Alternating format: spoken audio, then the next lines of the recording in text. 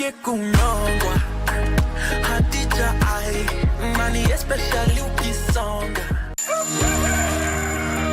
morning. Good morning. Good morning, Kenya. Wake up with Good Morning Kenya, the morning show that's got it all.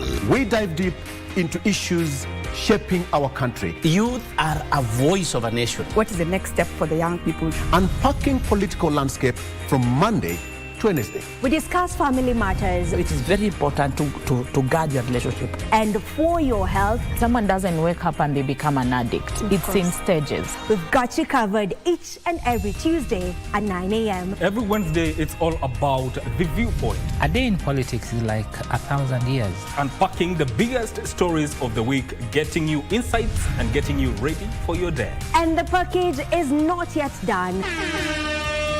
I get to fix your Thursday with some entertainment. Entertainment Thursday, it is. Good morning, Kenya. We shape your day. Good Morning Kenya, every weekday morning on KBC Channel 1.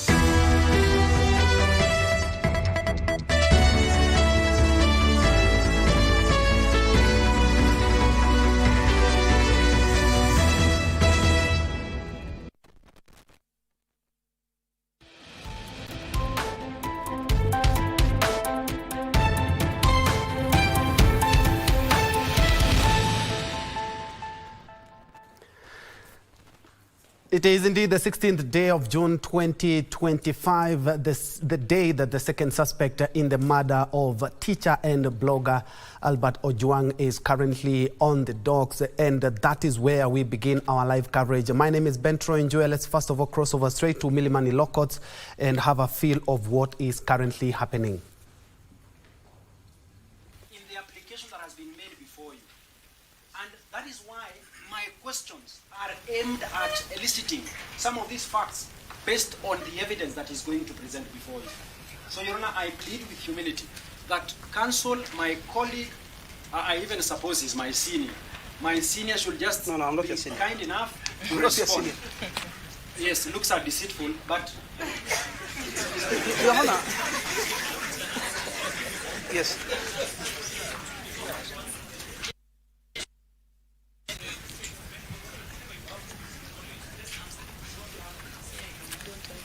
Your Honor. You cannot argue with the court. No. Order. Chair. You can speak, Chair. Let me say this. Let me say this for the record. No, let me say it for the record. And Your Honor, protect me. The counsel who is on the floor asking questions should only answer. Learned senior should stop pointing at me. You will have your time to ask me questions if you require. Your Honor, the second point I'm making here is that anything outside this affidavit, whether our chair it's not within my knowledge, and please stop asking me. Anything outside this, I'm not ready to answer. It's not within my knowledge, and believe. What is the basis of what happened to your ruling? And after all, Your Honor, the application we are making is about an extension of continued detention of the suspect. It's not about what happened on the backyard. What you are pointing is bad faith.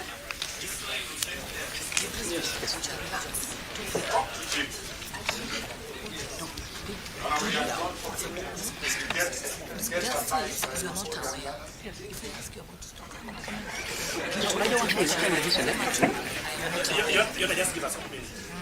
1 minute. No, we don't need a break. I think just No, we don't need a break. We don't need a break. 1 minute. That is what they want, you know. I cannot share what way, of course.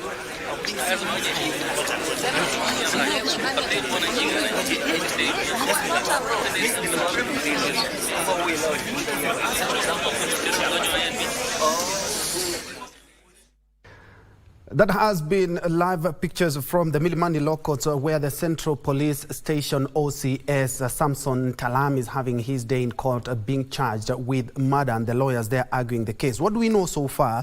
What we know is that the Central Police Officer was supposed, the Central Police Station Officer, that is the OCS, is being charged officially with murder. We do also expect the CS Interior Kipchumba Murkomen to be making a statement in regards to that from Harambee House, and as soon as we have that, we'll be crossing over a little bit later. And also Ruth Wamboi is currently on that beat. Remember, Samson Talam being the second suspect to be charged in the brutal murder of blogger and teacher Ojwang. And still on this murder, former Chief Justice David Maraga claims a conflicting account of events given by the police force on the death of blogger Albert Ojwang leaves a lot to be desired.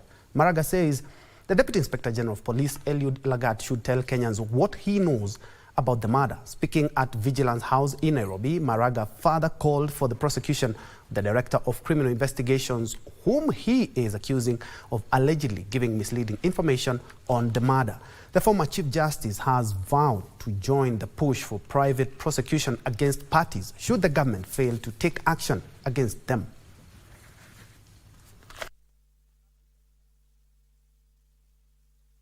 It is now evident that the Director of Criminal Investigations, the Inspector General himself of the National Police Service, and the Deputy Inspector General, Mr. Eliud Langati, are among and many other leaders blatantly lied on oath on the brutal killing of Albert Ojwang.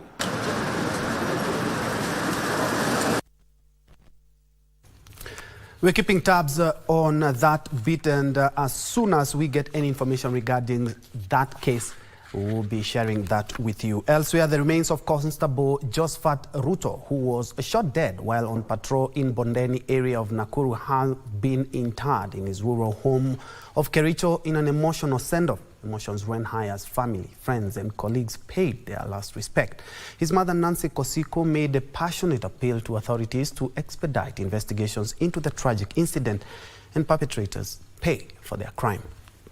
Nani anawatetea wao maaskari? Kwa sababu mtu akiwawa kama huyu, askari akiwawa kama huyu, angekuwa raia. Nani anatetea maaskari kama amekufa hivi kwa mkono ya mwizi?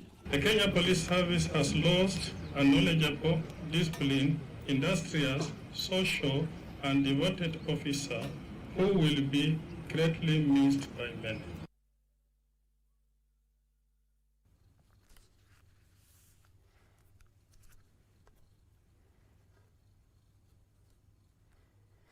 And in other news, human rights activists in Samburu County want the Day of the African Child to be used to highlight the growing number of street children, especially in Maralal town. The rights group are recommending the formulation of child protection policies under the guidance of the county government to control such cases.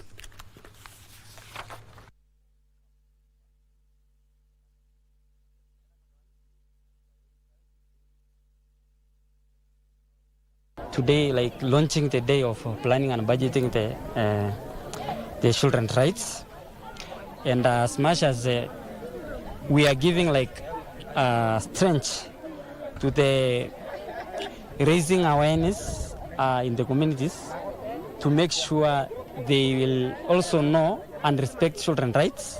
The county government ya Samburu ina work pamoja na department ya children service Samburu County kudevelop child protection policy. Hiyo policy ya child protection policy ni ombi letu kama kanisa ya kwamba iweze kuharakishwa kwa wadau wote waweze kuishughulikia jinsi inavyostahili.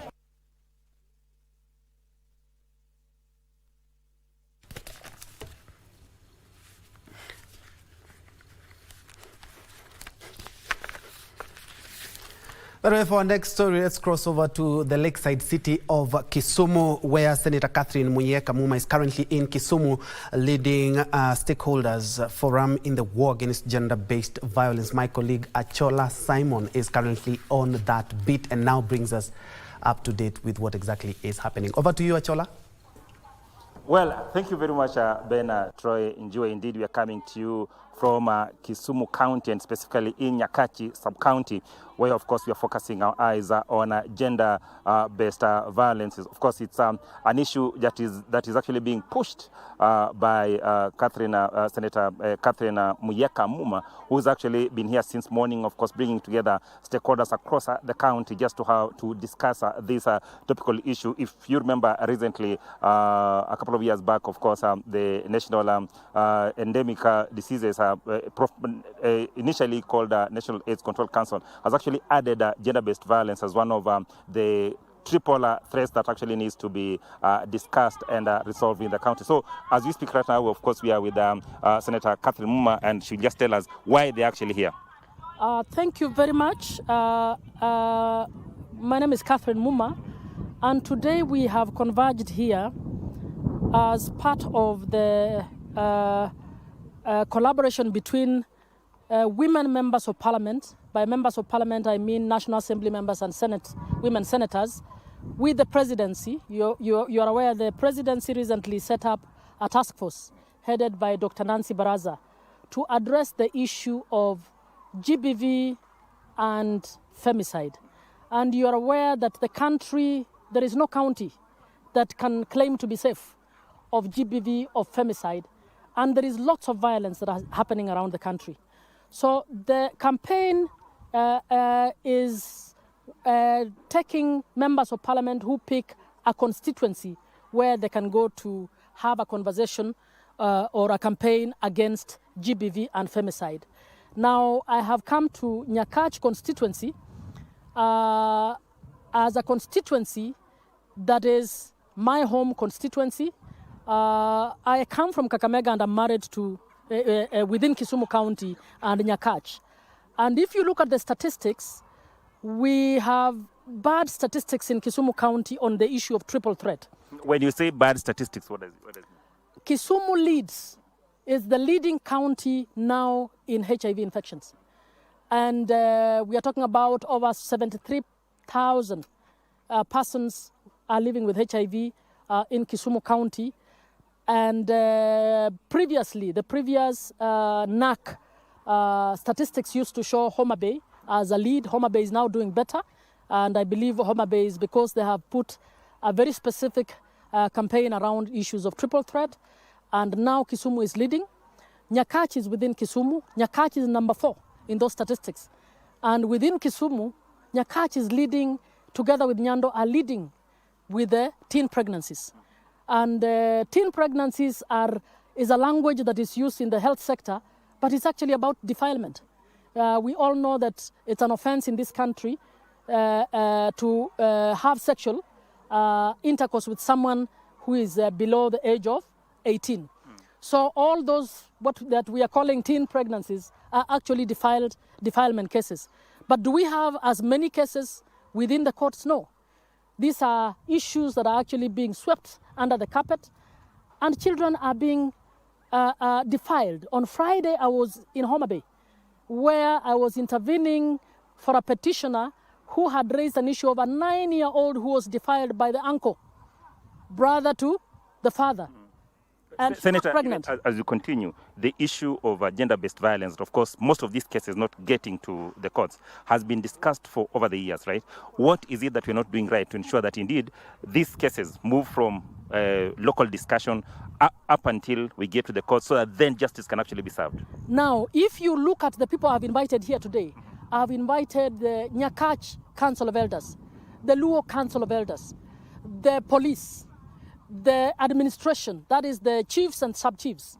We've invited the Nyamreruas, those are the people who deliver, the women who deliver the kids who get pregnant.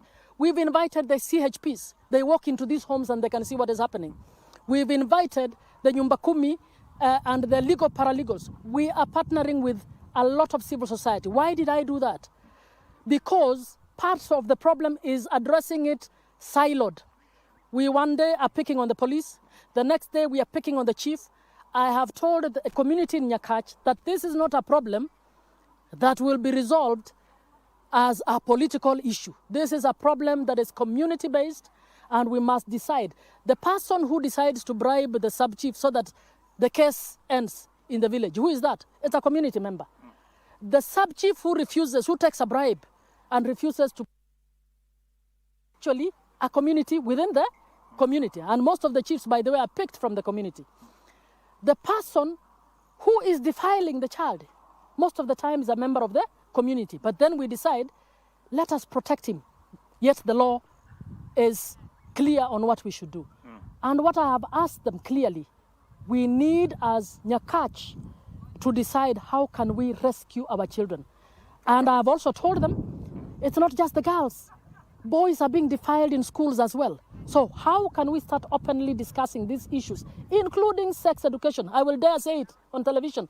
Fantastic. That we need to do sex education so that our children who are getting influenced by social media can at least have our own version of how we think they should behave on matters casual sex. Fantastic. Senator, of course, this is a discussion that must continue, and the government must actually, or the country must actually take a prophylaxis approach where we actually prevent these issues from actually happening. That is Senator Catherine Muma, of course, delving deeper into the issue of gender-based violence and, of course, the effect it's actually having on the community and why there's need for all stakeholders across the board to ensure that indeed they have a discourse around this issue so that then it can actually be tackled at a very basic level. Back to you, Ben Njue.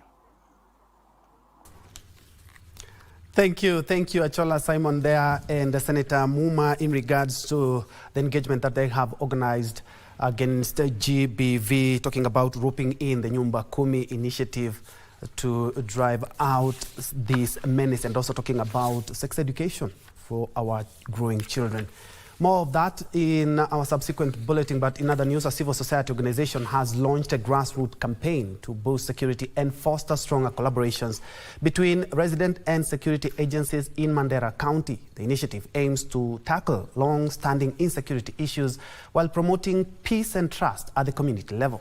The campaign was officially flagged off by Mandera East Deputy County Commissioner Solomon Chopotone during a well-attended event that brought together senior officials from the Mandera County Government's Department of Cohesion, community leaders and residents.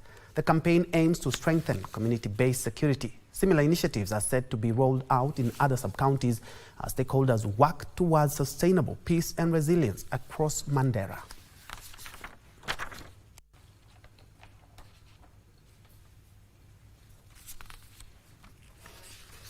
Tumekuja hapa kwa mazungumzo kuhusu mambo ya usalama na vile tunaweza kushirikiana ili tuweze kuimarisha usalama katika sehemu yetu. Si ndio? Ndio. Usalama ni ya muhimu sana kwa sababu kama hatuna usalama mambo yote inaharibika. Watoto hawawezi wakaenda shule, hata wamama hawawezi wakafanya shughuli yao, wazee pia hawawezi wakafanya shughuli yao. Kutakuwa tuna taharuki kila mahali. So mambo ya kila siku huwa inasimama. Lakini mahali kuna usalama, watu wanafanya maendeleo, watu wanaenda shule, watu wanazingatia mambo ya development ya nchi hii. Elsewhere, dozens of young people from across the country have received training on how they can earn money legitimately, avoid scams and build secure long-term digital livelihoods. The initiative, held in Nairobi, focused on safe online practices, financial literacy and building sustainable digital careers. Bybit's Regional Manager for Africa, Wilson Ogenevo, stated that Kenya's youthful population and widespread mobile phone access makes it a crucial market for such initiatives.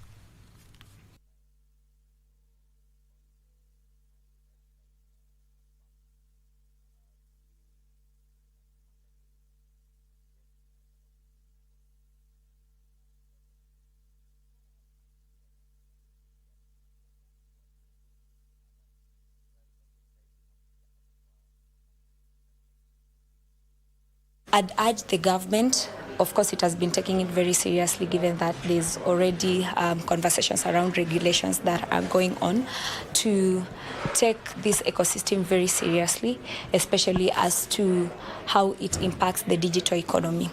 The blockchain and crypto space is a big creator of jobs. If you're thinking about, for instance, developers, These are IT people who basically code. They were coding in Web 2. That is what we call the former Internet of Things. Now they're coding in Web 3, and there are a handful of those.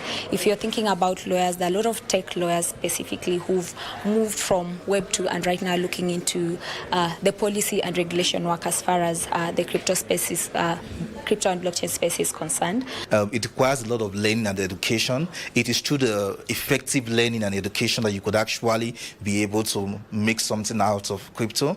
It's like any other skill. If you don't get the right knowledge, you will not be able to succeed at it. So when it comes to crypto, right, it's very important that people get the right skill, people get the right education, which is what we're trying to do here as well.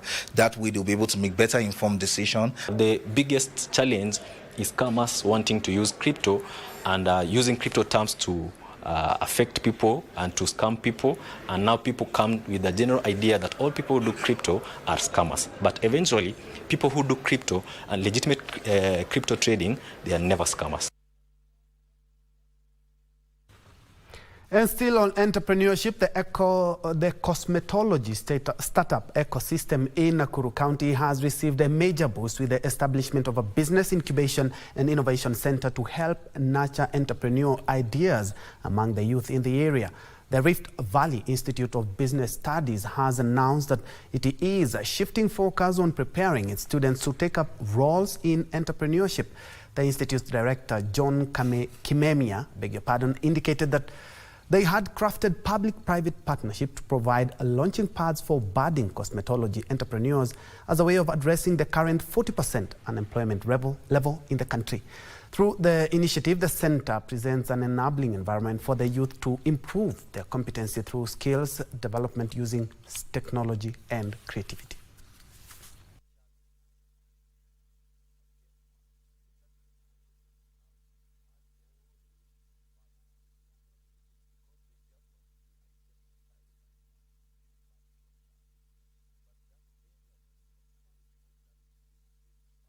The purpose of this program is to enable our students and our learners to not just focus on how they get out of here with a certificate, but how when they come out of here, they have a skill that they can sell, a skill that can empower them to get employed, to set up their own businesses. Tumejiset kulingana na ambavyo mtu ameelewa kosi yetu, inatupea hiyo moral ya kuwa focused na kukuwa na confidence ambayo inatuwezesha ukuwa na confidence ya kuhandle client.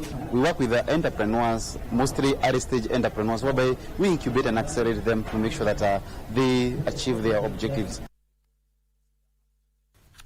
Now, a condom shortage has hit Elgeyo Marakwet County. There is growing concern among residents that the shortage could lead to a spike in HIV and AIDS infection. But in a rejoinder, however, government Wesley Rotich laid fears of a possible spread of the virus, saying that the county government has put in place internal strategies to sustain the fight against HIV and AIDS.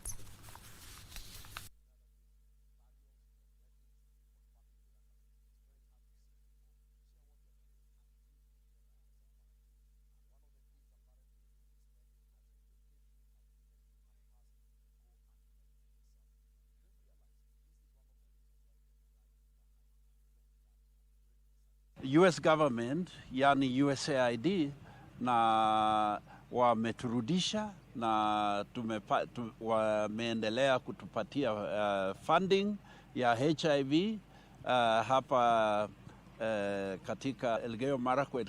Walitusaidia sana kwa sababu dawa walikuwa wametupatia dawa ya kutusaidia miezi chache.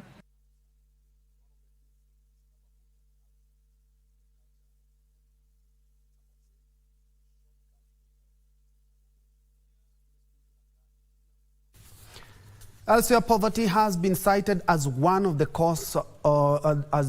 one of the main causes of teenage pregnancy in Vihiga County. A non-governmental organization known as Elimisha has embarked on a campaign to change mindset by encouraging young girls to embrace education as a means of economic freedom. The organization is offering teen mothers formal education to empower them. The area administration says poverty is forcing young girls into clandestine relations, which often lead to early pregnancy.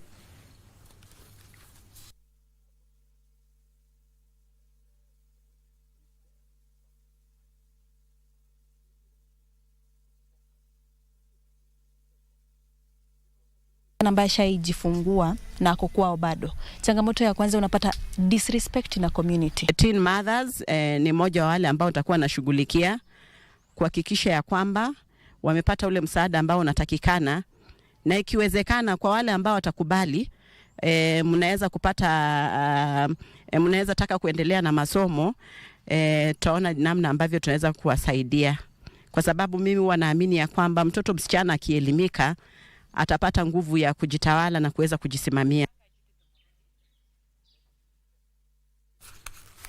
Now, a section of leaders in Garissa County want the national government to take over the management of the Garissa Level 5 Referral Hospital and the Cancer Center, arguing that the county is struggling to run it.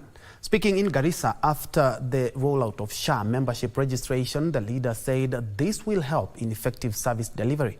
Fafi Member of Parliament Salah Yakub said, unlike the county, the national government enforces stricter standards for medical infrastructure, staffing and service delivery.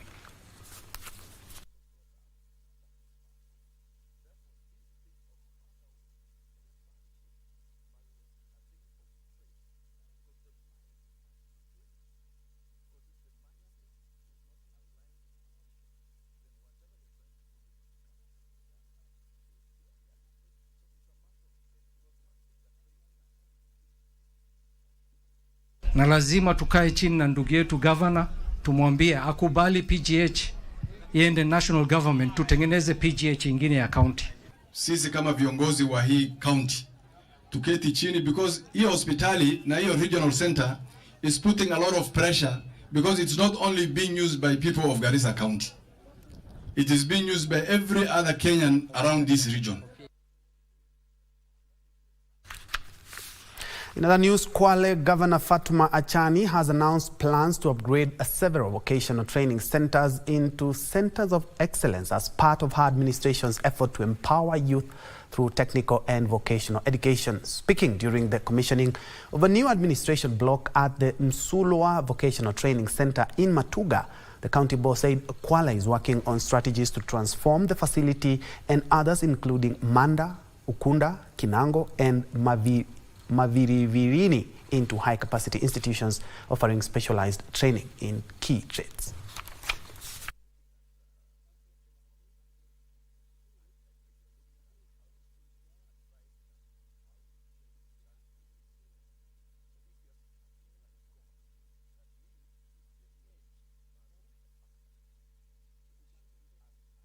Sasa vijana wangu niwapongeze kwanza kwa kufuzu siku hii ya leo, na niseme karibuni katika world ya kujitafutia pia. Na ile katika ile world ya kujitafutia kuna mbinu nyingi. Mwenzangu hapa amesema kwanza inaanza na discipline. Ukiwa na discipline utafika mbali. Kwa hivyo discipline ni kitu cha kwanza. Na discipline ni ile ya kuambiwa kuna mahali fulani watu wanapeleka karatasi na wewe ufanye nini? Usikae ukangoja. Nashukuru shule hii sasa ina vifaa vya kutosha, tena vile vya kisasa. Haya yote yametokea kwa sababu ya bidii yako na kupenda vijana wetu waweze kupata ujuzi na kujitegemea katika maisha yao.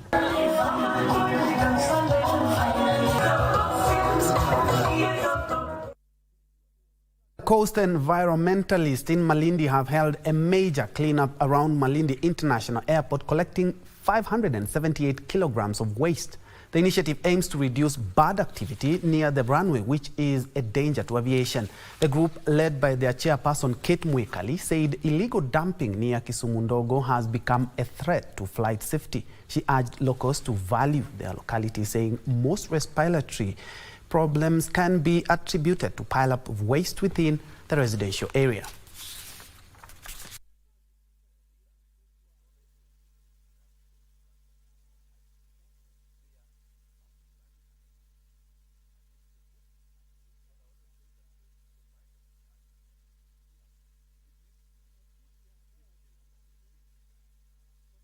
When you find pockets of illegal dump sites, it means that people are aware.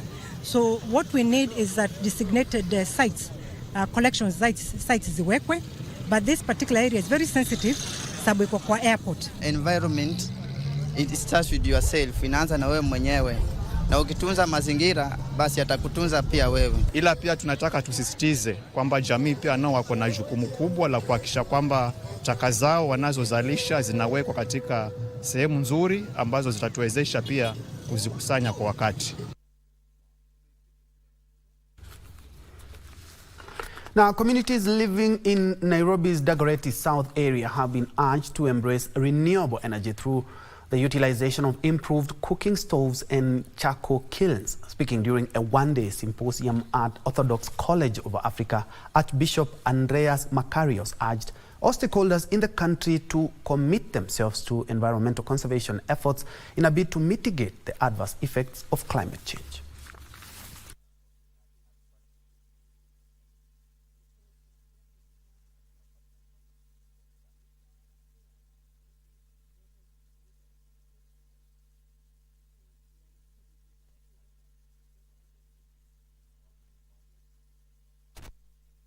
Let us, all of us, respect and promote the idea of increasing trees and, of course, making this land more beautiful through the green color. Many people have been affected by carbon. And so it is important for us to embrace this, and that is why we are here, even as Dream of a Child, embracing this technology, because many of the women are the ones who are in the kitchen using all this fuel, and they are being affected, their respiration, their miscarrying. And so for us as Dream of a Child, we are excited to be part of this great movement, because we know that we are going to preserve the next generation. Our households within in Kenya, they should be powered by renewable energy in terms of cooking, in terms of lighting, in terms of welding, and also through that on how can we solve the issues of solid waste management. It's exactly 1:30. We are due for a fast break, but when we come back, we still have more news lined up for you, including the latest from the world of sports, and more specifically, the FIFA Club World Cup, which has been expanded and being played in the United States. Keep it KBC Channel 1.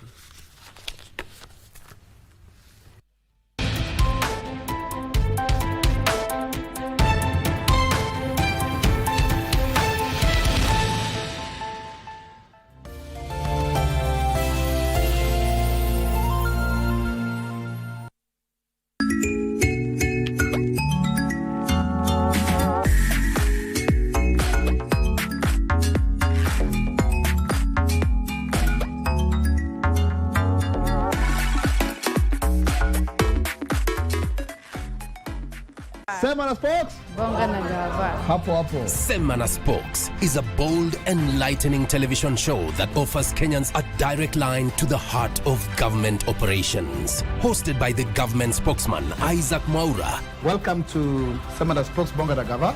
This weekly program features candid conversations with senior government officials, cabinet secretaries, and heads of key parastatals as they break down their ministries' achievements, challenges, and strategic plans. Cage aquaculture farming, yes. 8.7 billion. Yes. So there's a lot of money. There's a lot of, and we have not even tapped the potential. As we get closer to start constructing the first nuclear program, we should have a robust regulatory framework. Thank you, the spokesperson, for this chance, where we are able to converse with our government. Semana Sports. Hii sio story ya jaba. Sio story ya jaba.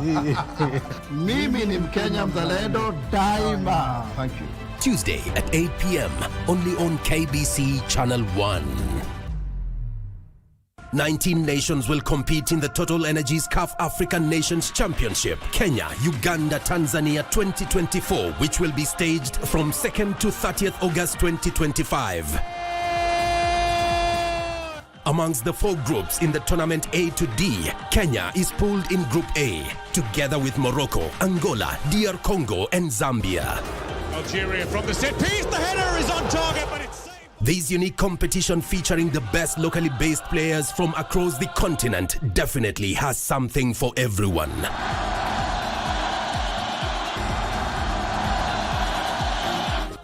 Just bring your A game as you let it flow live and exclusive on KBC Channel 1, your true sports partner.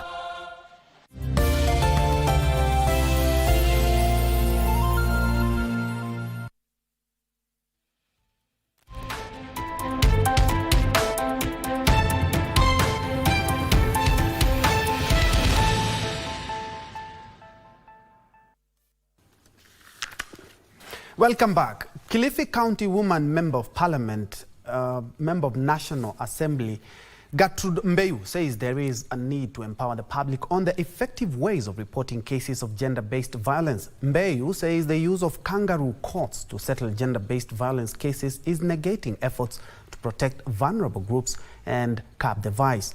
Deputy Governor Flora Mbetsa called for the coordination efforts to ensure the proper treatment of victims.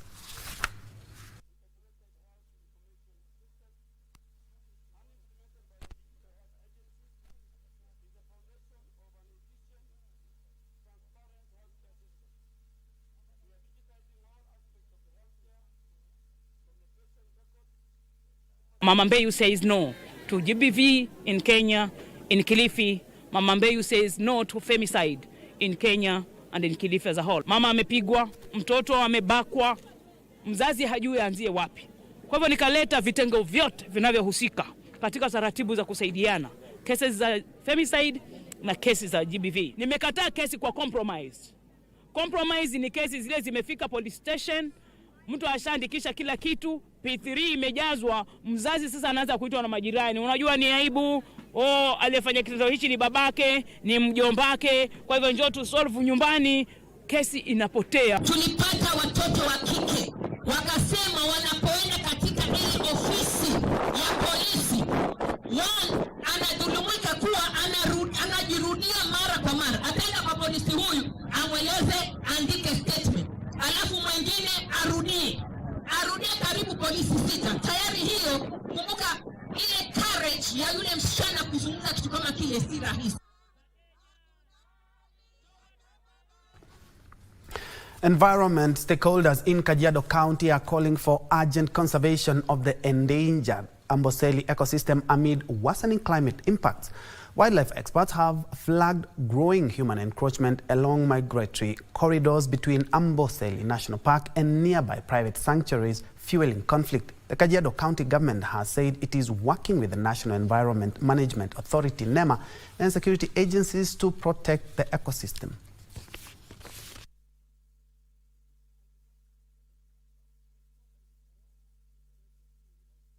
Najua tusipo jipanga na maneno ya kubadilika kwa hali ya anga, climate change, iko na uwezo ya kuharibu mazingira haya, maisha yetu, livelihoods za community yetu, na hata labda kuangamiza wanyama wetu vile tulivyoona siku zilizopita.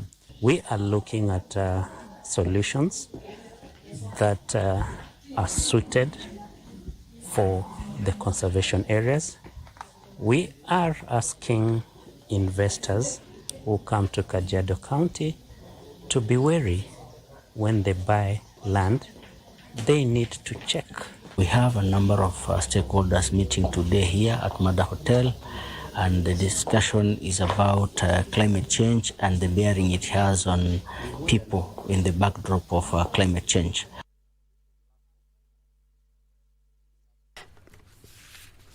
And for our next story, we now cross over where the Environment Cabinet Secretary Aiden Duale is currently having a press briefing. Let's first of all listen in. Public health facilities, which is ongoing in 17 counties. These counties include Mombasa, Embu, Kirinyaga, Nairobi, Nandi, Elgeyo Marakwet, Samburu, Garissa, Taita Taveta, Makueni, Migori, Kakamega, Bungoma, Tharaka Nithi, Meru, Nyandarua, and all Kenya Defence Forces health facilities. The government is committed to ensuring that commodities are available across all our public health facilities. To achieve this, key reforms are underway in KEMSA, focusing on improving commodity availability, restoring trust, enhancing transparency, and improving operational efficiency in the public health supply chain. To sustainably fund commodities, the government has recapitalized KEMSA, enabling it to stock essential commodities for the financial year 2025-2026 budget. Additionally, the Ministry of Health has secured a 10 billion revolving credit facility to guarantee uninterrupted access to essential medicines and health products. On health financing, I am pleased to report that since the rollout of Taifa Care on October 1st, 2024, the Social Health Authority has made significant progress in implementing the Social Health Insurance Act, and the focus has been on resource pooling and strategic healthcare purchasing for Kenyans. As of today, 16 June 2025, at 12:30 p.m., 23,674,672 Kenyans have enrolled in Taifa Care, with 28,679 new registrations so far done today as we are walking to this press function. Additionally, 5,483,160 Kenyans have undergone through the mean testing in order to make a determination on their premium contribution. As of today, SHA has contracted 9,365 health facilities nationwide, which include 5,219 public facilities, 3,650 private facilities, and 496 faith-based facilities, in order to enable services access with a total of 5.7 million Kenyans who are enjoying free service across the primary health care facilities. And SHIF. Through the Primary Health Care Fund, 3.6 million Kenyans have so far received free treatment for common illness, including malaria, pneumonia, injuries, mental and eye health services, among others. Expectant mothers have also accessed antenatal and postnatal care in all these public health facilities, free of charge. Under the Social Health Insurance Fund, 2.1 million Kenyans have accessed very specialized care, and this includes, among others, 400,000 Kenyans have accessed dialysis sessions, 19,509 have accessed imaging services, and 17,000. And former Environment Minister of CS, and I do apologize for that, addressing in regards to a number of issues. 23 million Kenyans have already enrolled for Taifa Care, and they are committed to addressing the myriad of challenges that are facing that docket. 9,365 health facilities in the country for Kenyans to access health care, that government. From that presser to another, we are crossing over to Harambee House, where Interior Cabinet Secretary Kipchumba Murkomen is currently addressing the press. First of all, listening. 2 years, police reforms have gained significant momentum following the infusion of National Police Service, its objects and functions in the Constitution of Kenya. These milestones have led to institutionalization of various reforms in the service and systemic issues, ensuring that police aligns with our democratic principles and constitutional standards. Police reforms in our recent past has become a focus of accountability, service ethics, and restoring public confidence, breaking away from the outdated colonial legacies. Article 244 of the Constitution of Kenya mandates the National Police Service to strive for the highest standards of professionalism and discipline among its members. Progressive police reforms globally aim to enhance public safety, improve public and community relations, and strengthen accountability. The Constitution further obligates the National Police to comply with the constitutional standards of human rights and fundamental freedoms. The servicemen and women are required to be trained to the highest possible standards and competence and integrity to respect human rights, fundamental freedoms, and dignity. Undoubtedly, the officers have committed themselves to their professional duty, and we have a tremendous improvement of policing in our country today because of these continuous reforms. We therefore applaud the personnel that have committed themselves to constitutional obligation of ensuring highest standards of professionalism and discipline. We condole with the families of those officers who have lost their lives in the line of duty. Regrettably, in the last 10 years, we have lost over 600 police officers directly in the line of duty while working to secure our country, to combat crime and in enforcement of law and order, including during public protests. The strength and sustained growth of our nation could not have been possible without the brave, selfless, and dedicated service of our gallant security officers.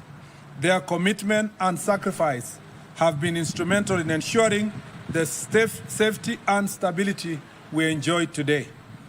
Nevertheless, we continue to face immense challenges in our pursuit of ideals enshrined in Article 244 of our Constitution.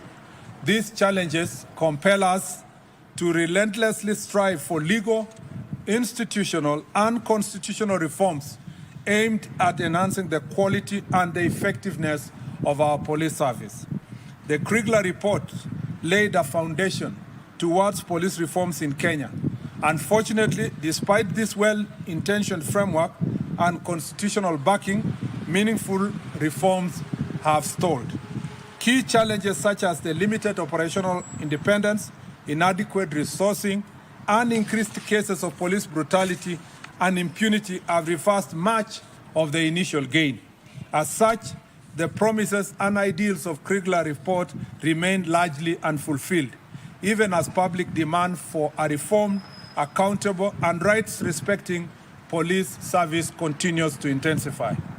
Upon assuming office in 2022, the President of the Republic of Kenya, His Excellency Dr. William Ruto, established a task force to look into critical reforms in the National Police Service, Kenya Prisons, and National Youth Service. The task force dutifully pointed to the need for several administrative, policy, and legislative reforms. Subsequently, on the 7th of March 2025, His Excellency the President entered a memorandum of understanding with the former Prime Minister, Right Honorable Raila Odinga, to promote and protect the livelihoods of young people and to guarantee the right to peaceful assembly and protest as provided for under Article 37 of our Constitution.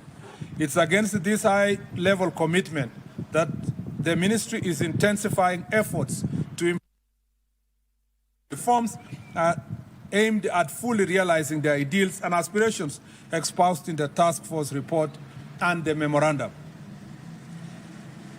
These reforms also at the backdrop of President's decision to ensure for the first time in the history of Kenya that the National Police Service operates independently with its independent accounting officer.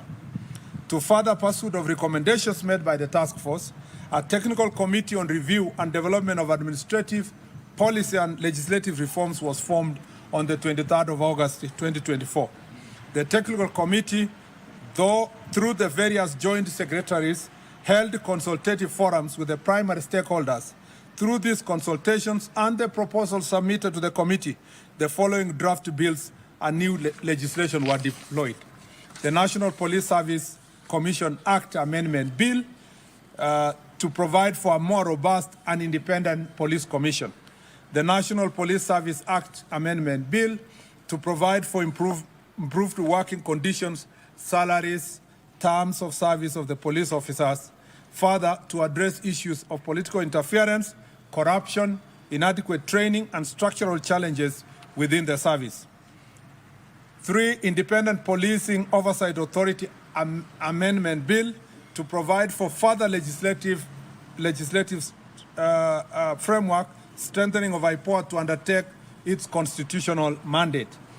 And then 4, the National Youth Service Amendment Bill to address wider strengthening of NYS with respect to logistical mobility and equipment. 5, Public Order Act Amendment Bill to provide for better management and enforcement of public law and order in the exercise of right of assembly, demonstrations, picketing and petition under Article 37 of the Constitution. The National Forensic Science Lab to provide support modernization efforts, including establishment of a national forensic laboratory to create 10 specialized units to handle different aspects of forensic science. The National Police Service Veterans and Fallen Heroes Bill to address various aspects of welfare of the veterans and the support system for families of the fallen soldiers.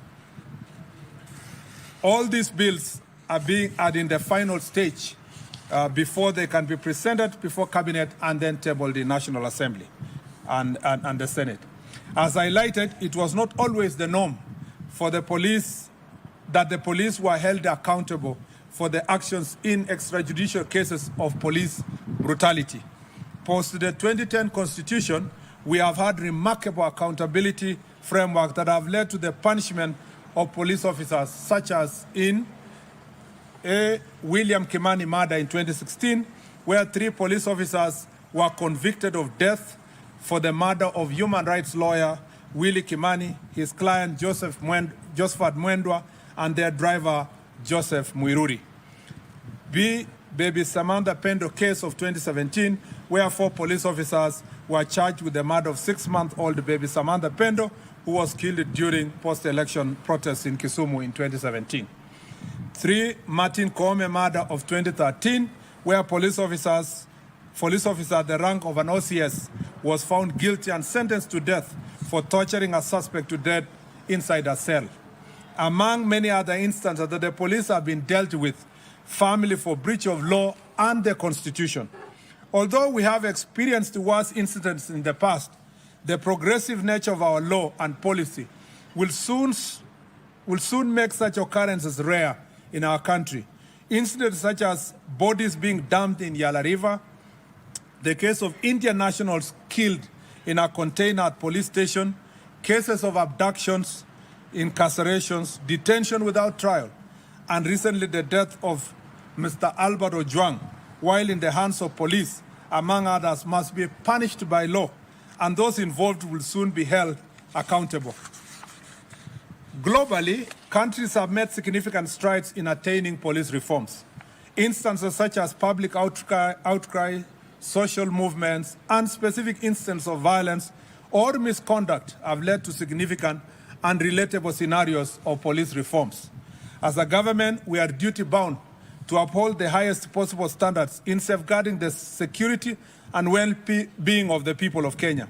As the Cabinet Secretary responsible for internal security, I have initiated a program dubbed Jukwaa la Usalama as a proactive mission to engage Kenyans and the security organs in formulating priority areas of reform and enforcement of law. Our goals remain delivery of professional, accountable, and citizen-centered policing that meets the aspirations of our Constitution. To realize these objectives, the Ministry of Interior and National Administration remains firmly committed to pursuing reforms through adherence to the Constitution, continuous legislation, policy and administrative reforms, and adoption of international best practices. Upon consultation and introspection of the past and current incidents of police excesses, and in the aspiration of fulfillment of constitutional standards under Article 244, I have today directed the implementation of the following policy reforms framework in the National Police Service. First, on CCTV surveillance, it shall be mandatory to equip police stations with CCTV surveillance to enhance transparency and accountability. All the police stations currently standing at 1,209 shall have CCTV surveillance within the next 2 years. We shall be making proposals to Parliament to enact laws that criminalize tampering with CCTV cameras. The surveillance system shall be in the custody of the officer commanding station, and the said officer shall be required to ensure that the system is always functioning, and instances of fault, it shall be reported within 1 hour through the established chain of command. The CCTV shall have an external backup system. It's important for Kenyans to know that the current stations that have CCTVs are not CCTVs that are sanctioned fully by the National Police Service. It was the initiative of the individual police stations. Now this shall be mandatory for the entire 1,209 police stations and other police stations that shall be constructed. 2, digitization of occurrence book. Over the next 1 year, and in line with the bottom-up economic transformation agenda program of digitization, we shall roll out a digital reporting system. This is a reform that has been initiated, and we are now committed to the digitization of occurrence books to ensure all reported incidences can be traced and be tamper-proof. 3, community policing initiative. Every police station shall be mandated to adopt and steer community policing models to improve relations with citizens. This integration with the local community will lead to greater accountability and improvement of working relations. 4, regular audits, evaluations, and performance review. I have directed an immediate establishment of a policy framework for conducting independent audits of police practices, procedures, and use of resources to ensure compliance with established policies and identify areas for improvement. Working together with civil society, religious leaders, and other stakeholders, we shall ensure regular audits and evaluation with awards to the best police officers, police stations, among others. We are creating systems that evaluate officers' performance based not just on enforcement metric, but also community relations and adherence to requisite ethical standards. This framework shall establish both the criteria for reward and sanction of respective police officers. 5, training and education. I have directed the establishment of continuous professional development training on all officers beginning with the OCSs, who shall be required to undertake minimum training annually on set of constitutional standards of the National Police Service, as shall be developed in the curriculum. This marks the first step in restoring professionalism, discipline, and service excellence across all ranks. To achieve this, we shall work closely with the National Treasury and Parliament to ensure adequate resources are allocated. It is unfortunate that whenever budget cuts strike, training is often the first casualty. We are also forging partnership with development partners, public benefit organizations, and other stakeholders to sustain this initiative. In our upcoming police recruitment drive, we shall include a specific cadre of specialized officers to infuse fresh talent, professionalism, and modern policing standards throughout the service. All these reforms will be centralized for oversight and implementation at every police station, directly under the responsibility of the officer commanding station. It is important to note that in the command and structure of police service, the OCS is the ultimate officer in charge of all activities related to enforcement of law and order at the police station. All the other superior structures exist for the coordination and command of the National Police Service.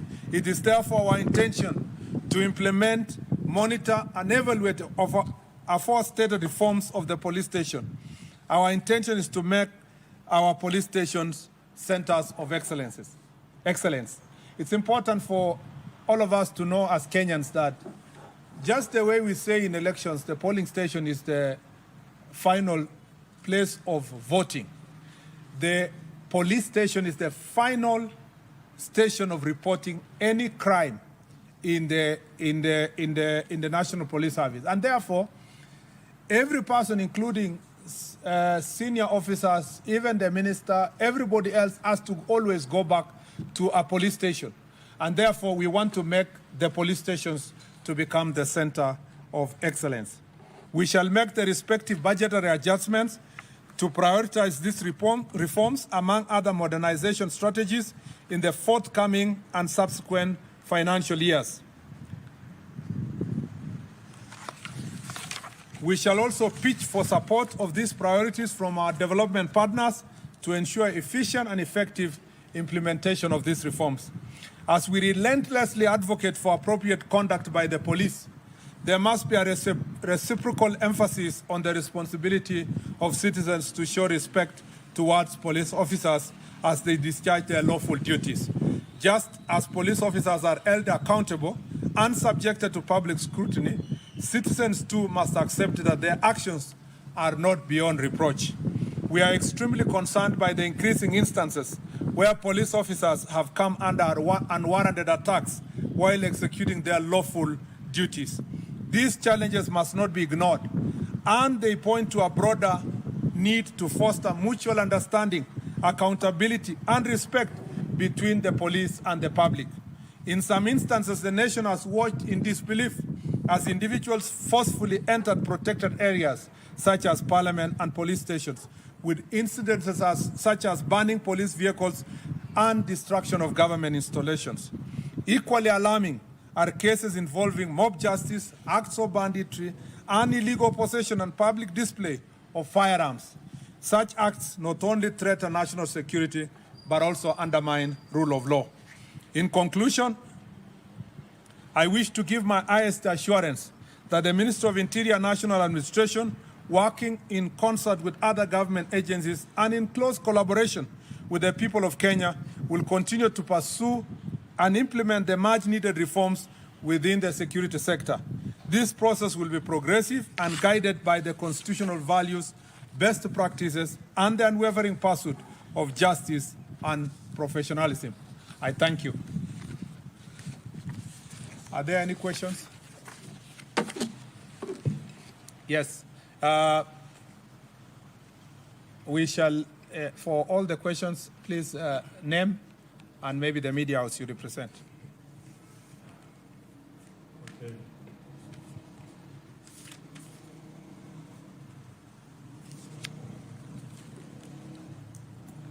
Yeah, Waziri. My name is Sidney Chazima from TV47. And my question goes to what you've just mentioned right now. You say that even the most highest ranking police officer has to report to a police station if there is something, even a complaint. In the run-up to the death of Albert Ojwang, we've heard that the DIG Lagat had a complaint about it. We would like to know which police station he reported to, if there's an OB, and if it is the DCI, was it documented or just a word of mouth? Then, secondly, finishing. What was the complaint about? We have not been able to trace the comment or even screenshot of what Albert was being accused of. And finally, I would ask if there's an inventory of how many tenders or weapons that the government has entered into since 2023. Now that there's a complaint that weapons from Kenya have made their way to neighboring countries. Thank you. So just take one question from each so that you allow others to also ask questions. Yes, I will take 3 questions at a go. Jina langu ni Laban Shabani kutoka NTV. Bwana Waziri, umetaja kwamba pia maafisa wa polisi wamefariki wakiwa kazini. Lipo suala la wajane wakifuata pensheni. Kwa hivyo yapo malalamishi kuhusu wajane wa maafisa wa polisi ambao wamekwisha fariki ama wamekwisha staafu ambao wanafuata pensheni ila hawapati. Asante. Yes.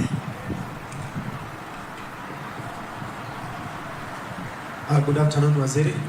My name is Stephen Leto from Citizen TV. My question goes to the CCTV installation to over 1,000 police stations across the country.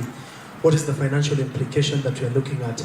And if we are talking of development partners, who are these development partners that we want to, delegate a primary duty of installing CCTVs in the police stations in the country? Thank you.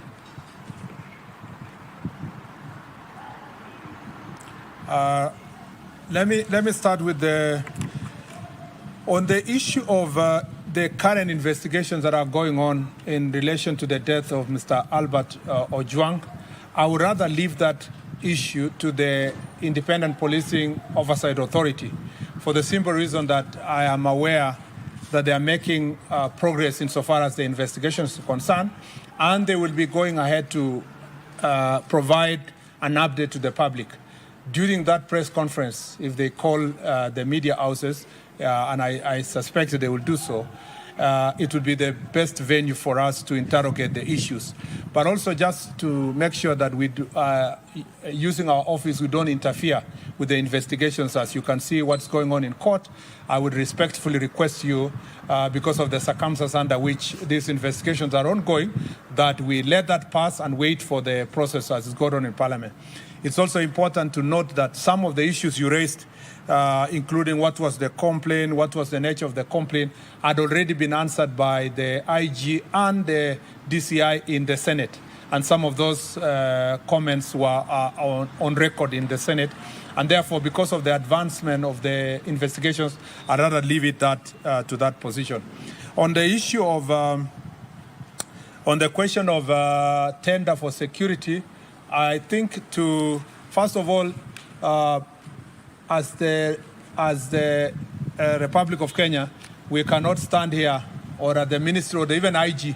You will never get that information you are looking for, where you stand and come and say, we have this number of ammunitions or we have this number of this. It's not possible for any country in the world to go and announce this publicly to any person, because that is a highly classified security issue.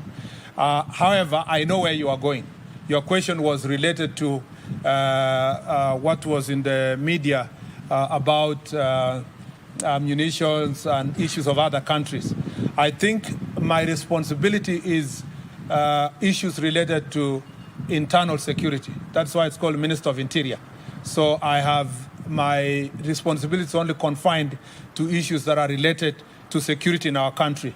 Other issues that are happening between Kenya and neighboring countries or other parts of the country are better addressed through foreign affairs, not internal issues. I'm confined within the boundaries of our country insofar as issues of security is concerned.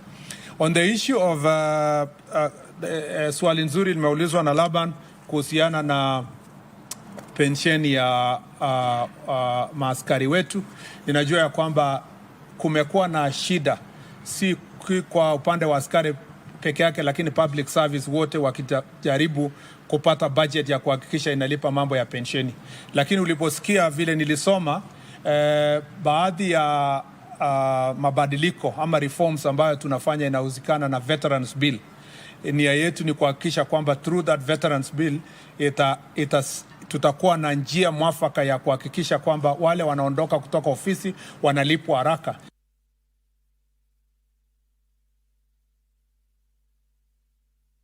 Kazini watakuwa wameshughulikiwa ipasavyo. Ndio unaona hiyo Veterans Bill ndio moja ya yale sheria ambayo nilisoma, ambayo tunataka kupitisha ifikie bunge, ili tukue na njia mwafaka ya kuhakikisha muda ambayo inahitajika kulipa pension na mambo mengine. Hata hivyo, kupitia bajeti ambayo National Police Service imepata, kumekuwa na bidii kwa upande wa National Police Service kujaribu kulipa wale ambao pension yao imekaa sana, kadiri ya uwezo wao kupitia ile bajeti ambayo tumepewa na bunge. Kwa mambo ya financial implication, I want to say that we will leverage on the working relationship we have with the Ministry of ICT and with the support of also CAK, Communication Authority of Kenya, we are going to forge this partnership, which has been ongoing between us and these institutions, to see how we can install these CCTV cameras within the next 2 years. The ultimate budgetary allocation will be determined by the working partnership we have put in place. I need to say that we are not saying we are abdicating this responsibility to our development partners. And I am very clear in my mind that it is not the responsibility of the development partners to do so. It is us, but we leverage on the working partnership that are already existing. Some of the partnership are between us with the UNDP, which is already ongoing partnerships, between also us and the World Bank, between the government and the government of UK, and between the government and European Union. These are existing partnerships that are cut across ministries. But particularly for this ministry, we want to retrofit the programs that we have been having with them and see if we can urgently put some of the already committed resources towards making the police station a center of excellence and making it mandatory for all these police stations to have the CCTV cameras. I also needed to say that it is not just enough to talk about the CCTV. We are speaking about police stations that have very old infrastructure. Some of the police stations are actually colonial infrastructure. So it requires also building of the infrastructure itself. And again, through our Jukwaa la Usalama and our engagement with national government Constitutional Development Fund, we've been seeing ways of ensuring that we modernize most of these police stations, because you can also may want to put new ICT materials, the laptops, the CCTVs and Wi-Fi and so forth, in an environment that has very old infrastructure or even barely existing infrastructure. Some of the police stations are Mabati police stations and so forth. So we will want to, as we work on the accountability and transparency in the police stations, we want to ensure that we build on the infrastructure within the police station. The last three questions. Yes, Bwana Waziri, my name is Eric Korenga for Citizen Radio. There has been a clamor and push from a section of Kenyans for the DIG Lagat to set aside on his side. And some are even threatening to go to the street from tomorrow. From where you sit, do you think that's the prudent path to suppress the tension, the pressure of protest ahead of tomorrow? Thank you. Mr. CS, my name is Winfrey Owino from KTN. You've mentioned digitization of occurrence books. And this is not something new. We actually heard of it first time in the previous regime. So what is the progress with what the previous regime had started? And what really is the update based on what you had told us before as the ministry? Thank you. The last one, if any, and if none, then I appreciate. Good afternoon. I'm Camila Lunani from K24. And I was asking, or many Kenyans are asking, when will this end? Like, when will the police brutality end? So that Kenyans can have trust in the police with their lives, with certain issues that they may be going through. Can we believe that the police will take care of us?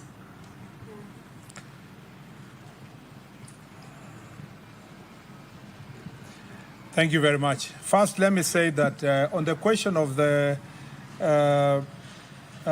first question by Eric was in relation to the role of the DIG in the question of the issue to do with the murder of Mr. Albert Ojwang. I'd like to say that, and whether or not he should resign.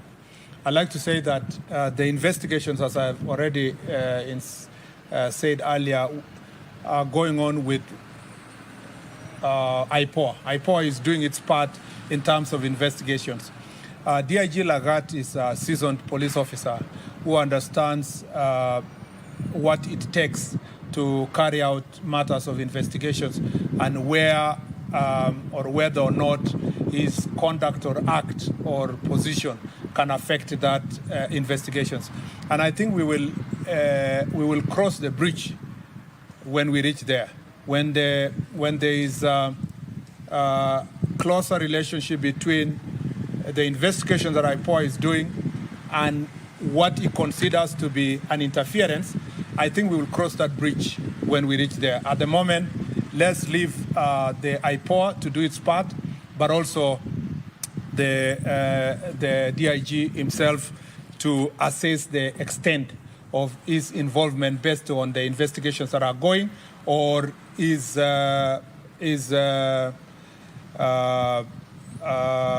position vis-a-vis the investigations, and then make the decision when we cross there. I would not like to be the CS who will make the decision for him.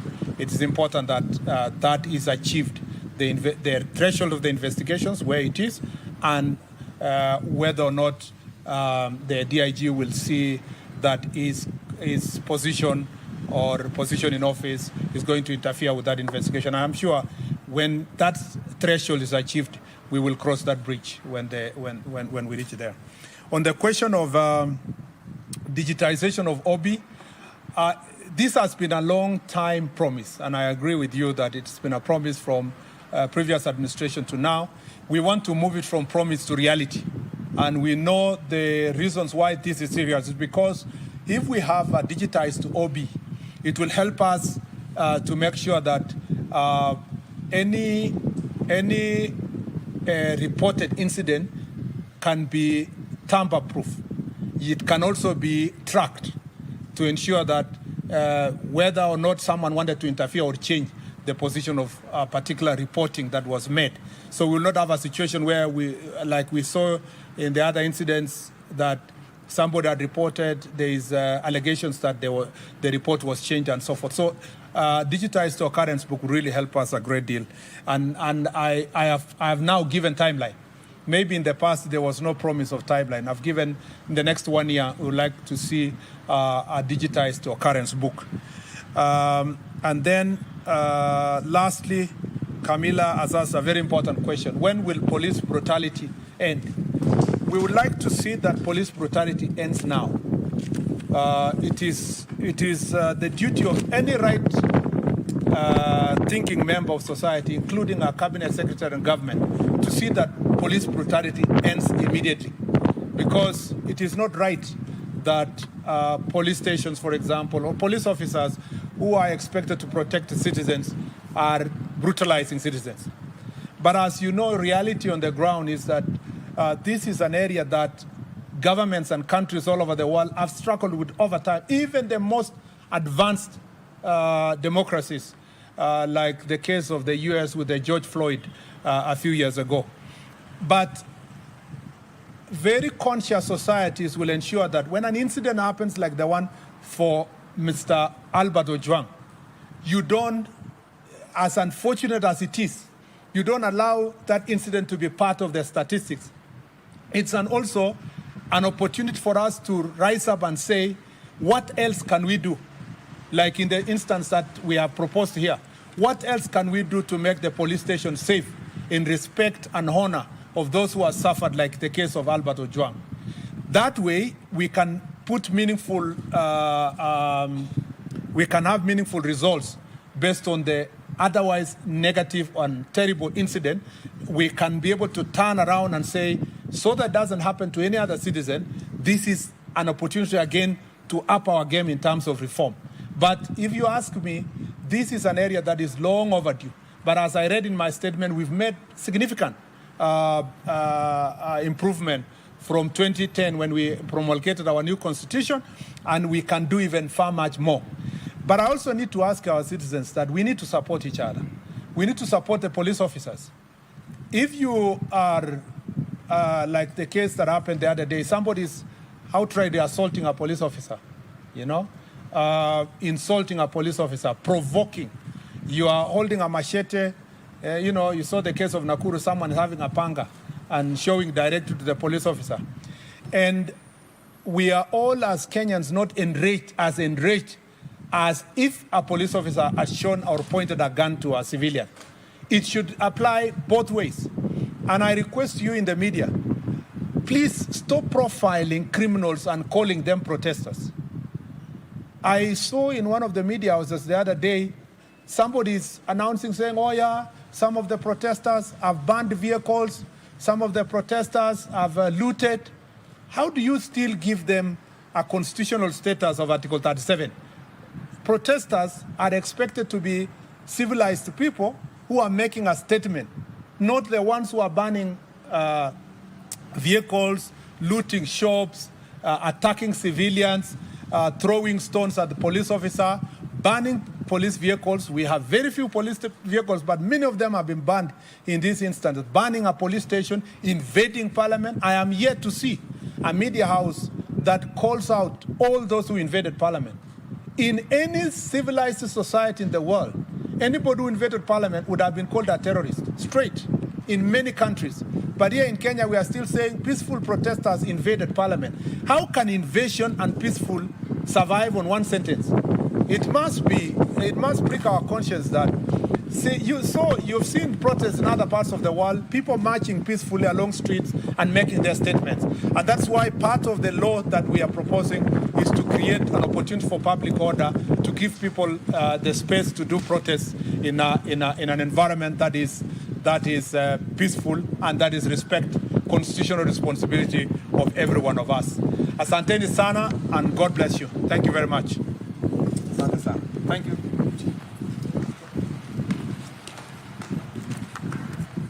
That has been the Interior Cabinet Secretary, that is Onesmus Kipchumba Murkomen there, talking about the state of security and also the state of reforms, most touchingly on the National Police Service. And for the last 45 minutes, he has highlighted a number of sectors that the security agencies are going to be looking at.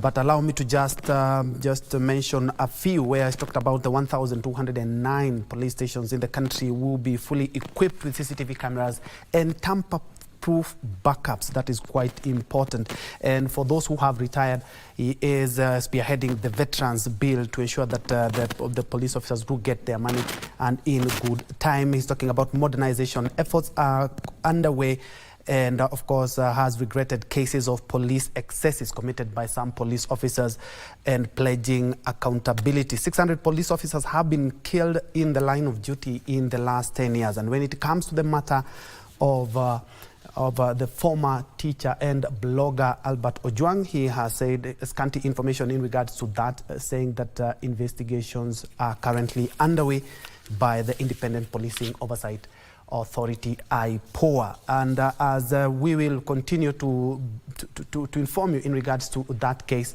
and also Kipnusu is on that beat in regards to the statement that the police and the Interior have just issued.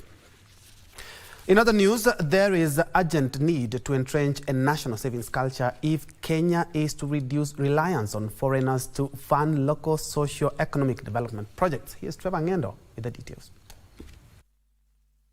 Despite having over 5.2 million registered members, the National Social Security Fund has just about 1.5 million active contributors, a clear indication of the wide coverage gap in the social protection system.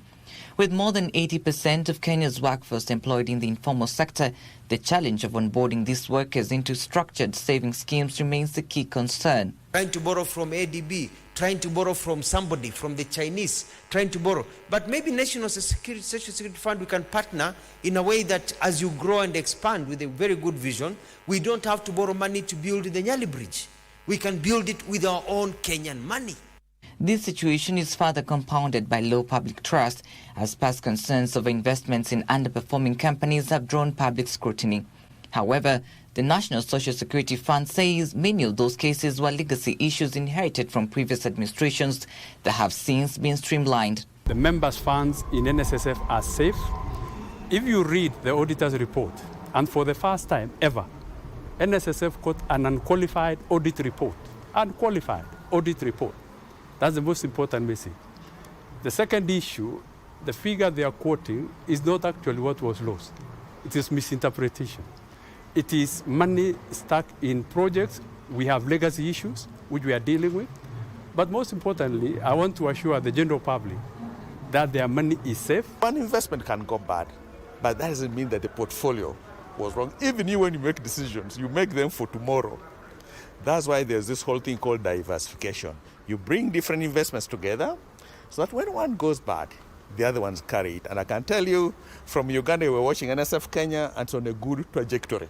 The National Social Security Fund says it has implemented stricter risk assessment frameworks to safeguard contributors' funds, with recent reforms and strengthened compliance enforcement helping push its total net assets to 476.8 billion shillings as of December 2024. All those non-performing investments in unquoted equities will divest from them. There is already a process of which we are going to reorganize and re-energize this, get out of this investment as a fund. But actually, most of the issues we are being accused of as NSSF are legacy issues dating back to 1994. Trevor Njue for Lunchtime News. Moving on, a proposal to borrow 635.5 billion shillings locally to fund the 2025-26 budget could push up the cost of credit in the country as the government crowds out the private sector and other borrowers from the credit market. In their post-budget analysis, economists from PricewaterhouseCoopers project that the tax collection target given to the Kenya Revenue Authority is high and could see the government opting for more additional domestic borrowing to fund the budget. When we look at the estimates again, we see that domestic borrowing is budgeted at 635 billion. What are the implications of that? The deficit grows, puts more pressure on fiscal space. We borrow more in the domestic market. The implication there is likely further crowding out of the private sector from the credit markets in the local environment. So currently, based on our interpretation of the Finance Bill 2025 and the practice currently, deductions such as SHIF and AHL do come off before arriving at the chargeable income, and then thereafter one would apply, relief such as the personal relief per month. It's interesting when you think about the kind of mobilized revenues that the government is looking to collect this year when you compare it to prior years. Talking about unlocking, or the finance bill expected to unlock an extra 30 billion Kenya shillings vis-a-vis, say, the finance bill of 2024, the one that was thrown out. Also, the government has committed 4 billion shillings in investment through the Sugar Development Levy aimed at stabilizing and boosting domestic production, reducing reliance on imported sugar. While touring the West Kenya Sugar Company, Cabinet Secretary for Agriculture Mutahi Kagwe said the decision was informed by the need to ensure long-term sustainability of the sector as well as ensure a return on investment for taxpayers who have, over the years, bailed out the ailing sugar sector.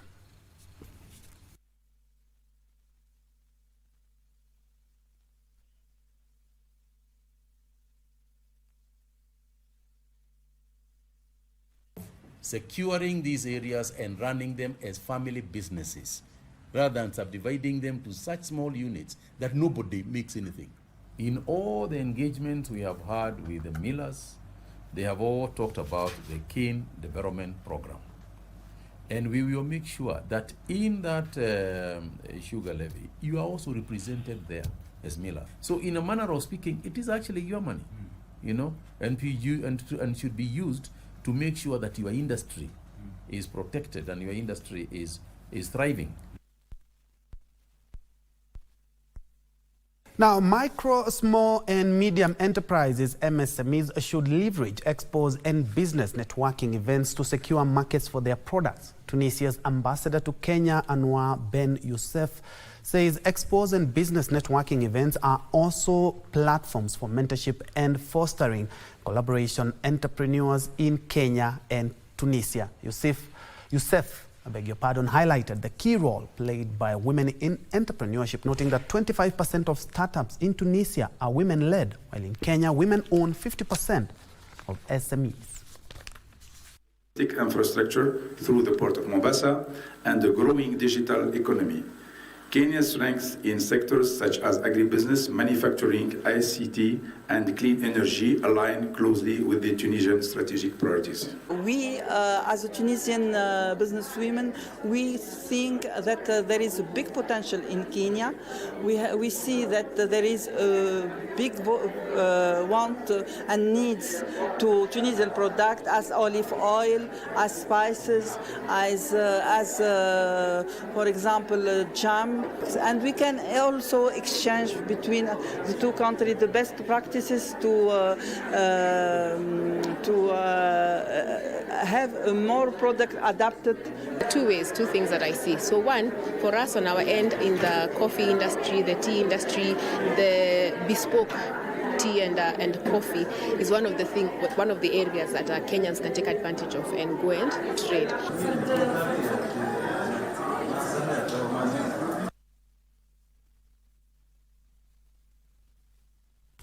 The Java Foundation and the Craft Silicon Foundation have signed a deal to collaborate in supporting communities through digital literacy initiatives and school feeding. Under the strategic partnership, Java Foundation provide daily meals to learners enrolled in Craft Silicon Foundation's ICT training programs, creating an enabling environment for effective learning. On the other hand, Craft Silicon Foundation will install solar-powered mobile computer lab and ICT curriculum to schools being supported by the Java Foundation's feeding program.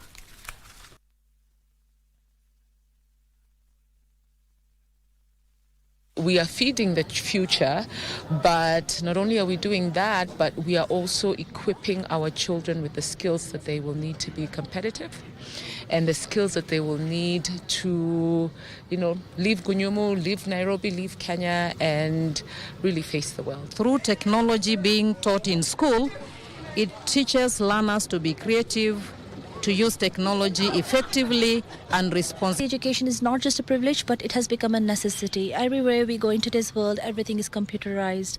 It's actually becoming more than just simple IT, but it's now AI is taking over, and we're bridging the digital divide. We want to ensure that the underprivileged are not left behind. Now, there is need for a multi-sectoral approach to devising cost-effective and locally produced animal feeds to enhance production. Vihiga Governor Dr. Wilbur Otichilo says despite high uptake of fish farming, high cost of commercial fish feed remains a persistent challenge. Our main problem here, but farmers in Vihiga County have embraced black soldier fly farming as a locally produced alternative to commercial fish feeds that are expensive, according to farmers. Black soldier fly farming is a sustainable and efficient method for producing fish feeds, which provides a cost-effective and environmentally friendly alternative to traditional feed sources. Vihiga Governor Dr. Wilbur Otichilo says the devolved unit has allocated land for youth groups to produce organic fertilizer using organic waste, contributing to both environmental sustainability and agribusiness development. The black soldier fly farming is helping drive the shift from manufactured fish feeds to sustainable, locally produced alternatives that are both nutritious and affordable. Dr. Otichilo made the remarks when a joint mission team comprising of the Government of Kenya, the International Fund for Agriculture Development from the Aquaculture Business Development Program paid him a courtesy call. Farmers have welcomed the project, noting improvements in access to quality fingerlings, fish nets and feeds. Vihiga County official says plans are underway to establish smart fish kiosks in high-traffic areas to help farmers access markets and boost sales.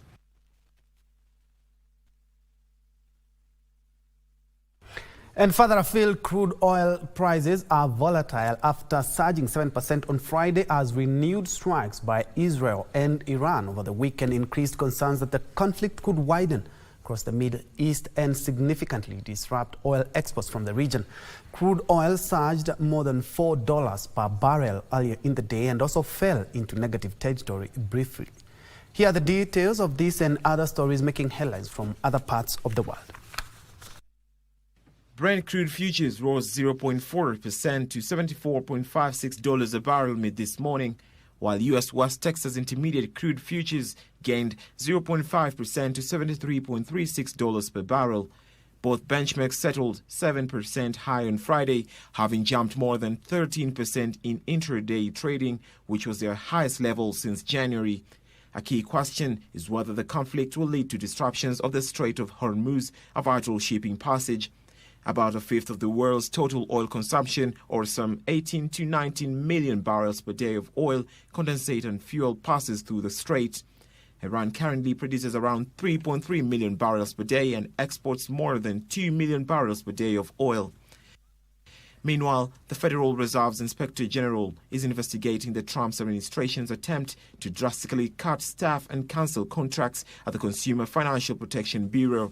This probe, requested by the U.S. Senate, examines the legality and impacts of these actions initiated by Acting Consumer Financial Protection Bureau head Russell Vought. The investigation expands on an existing review of workforce reductions and comes as a federal appeal court also considered the Trump administration's plan for the agency. Finally, India is strategically moving to establish its own domestic supply chain for rare earth elements in response to China's recent export restrictions, which have impacted global industries. Recognizing this as a critical wake-up call, Indian officials are evaluating how to increase production through the government-owned Indian rare earths, with experts emphasizing the need for substantial public and private investment to solidify India's position as a viable alternative to China in this crucial sector. And advocates have urged stakeholders in the sports sector to prioritize the inclusion of children with special needs in chess training programs and competitive tournaments. The call was made during the Jumuiya ya Afrika Mashariki chess tournament held at the M-Pesa Foundation and which attracted participants from Kenya, South Sudan, Somalia and Pakistan. 435 chess players turned up for the Kiambu Chess Invitational Tournament, which brought together nations from Eastern Africa and Pakistan. I've been playing it like a fan, maybe sometimes I'm also a coach, an arbiter. So it has been one of my best games in my life. I love chess because it's a game of the mind and it also helps me. It also helps me understand. In the boys under the age of 12 category, Liam Evan from Adili Chess Academy emerged victorious with 6 points, while Josiah Tart from Membley finished second. The girls' title was won by Mbogo Melanie from Sayari School with 5 points, while Stephanie Mbugwa finished second with 4 points. The championship was aimed at promoting chess and inclusivity for children with special needs. We do a holistic approach for our children, and that's why we are saying chess is part of what we are doing. And when we are saying that our children are really improving very much through chess, we have also other things like music. I love playing chess. Sometimes it's good for me and for my brain. The organizers of the tournament urged the government and experts in the education sector to adopt inclusive policies, provide funding for chess kids and special training, and include chess in the special needs curriculum. I conduct awareness to school children, the youth, about plant-based diet and why it's important that young minds lean towards plant-based diet.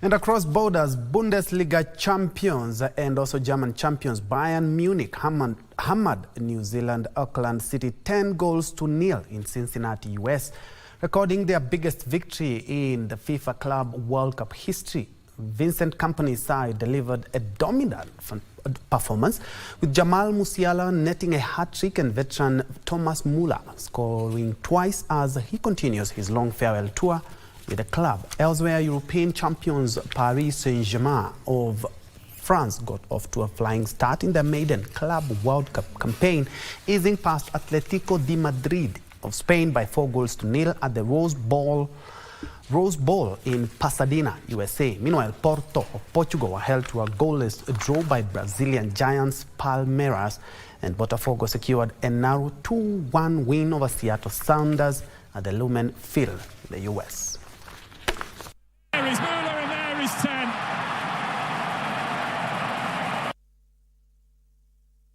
At about 23 minutes to 3. That's where we put a cap on KBC Lunchtime News this Monday afternoon. Many thanks indeed for joining us. My name is Bentroy Njue. Lucy Moira has been my colleague on the sign language interpretation. Many thanks indeed for joining us. And on behalf of everyone who has made this broadcast a success, don't forget to check out our social media spaces. We do say thank you so much.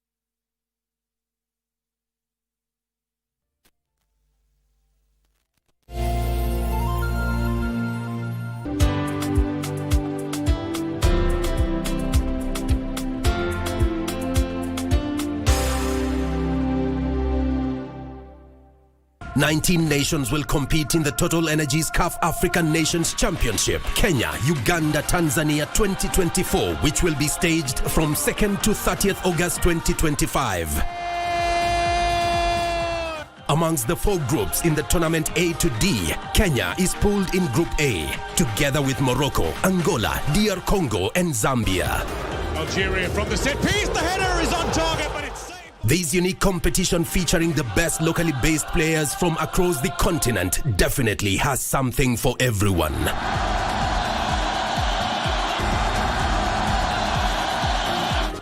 Just bring your A game as you let it flow live and exclusive on KBC Channel 1, your true sports partner. Msana uko na confidence sana? Sana. Yaani mama kukwama na hiyo uongo. Uongo gani? Mama yako ni nani? Why all this hatred towards me? You should be grateful that I'm here to help. I didn't ask for your help. Chiro, can I trust you? Hi madam, hiyo sitakuwa responsibility kubwa sana. You really think with that kind of attitude we are going to change this company? What kind of attitude? Kadi mgeni kanajivani kadiva, badala kamsaidie, kanataka compete na yeye. Sasa unani? Semana Sports. Bonga na gava. Hapo. Semana Sports is a bold, enlightening television show that offers Kenyans a direct line to the heart of government operations. Hosted by the government spokesman, Isaac Mwaura. Welcome to Semana Sports Bonga na gava. This weekly program features candid conversations with senior government officials, cabinet secretaries, and heads of key parastatals as they break down their ministries' achievements, challenges, and strategic plans. Cage aquaculture farming, yes. 8.7 billion. Yes. So there's a lot of money. There's a lot of, and we have not even tapped the potential. As we get closer to start constructing the first nuclear program, we should have a robust regulatory framework. Thank you, the spokesperson, for this chance where we are able to converse with our government. Semana Sports. Hii sio story ya jaba. Sio story ya jaba. Mimi ni Mkenya mzalendo daima. Thank you. Tuesday at 8 p.m.